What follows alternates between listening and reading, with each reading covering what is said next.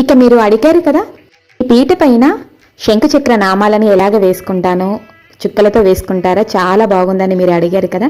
చూస్తున్నారు కదా, ఇలాగైతే వేసుకుంటానండి. ప్రతి శనివారము ఇలాగా వెంకటేశ్వర స్వామికి ప్రీతికరమైన శంఖచక్ర నామాలని వేసుకుంటాను.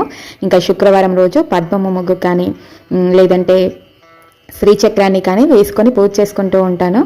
ఇంకా చూశారు కదా, ఏమీ చుక్కలేమీ పెట్టకుండా ఇలా చేతితోటే వేసుకుంటానండి నామాలని.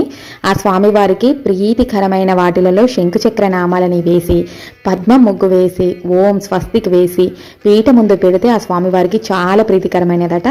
ఇందులో తులసి కోట ఉంటుంది కదా, కార్తీక మాసంలో తులసి కోట ముందు ఈ ముగ్గుని ప్రతిరోజు వేస్తే ఆ విష్ణుకు చాలా ప్రీతికరమైన వారిగా భావిస్తారట. విష్ణుమూర్తికి చాలా ప్రీతికరమైన ముగ్గులలో అతి ప్రీతికరమైనది ఈ శంకుచక్ర నామాలు, పద్మము, స్వస్తికు, ఓము కలిసి వేసుకునే ముగ్గు అంటే చాలా ప్రీతికరమైనది.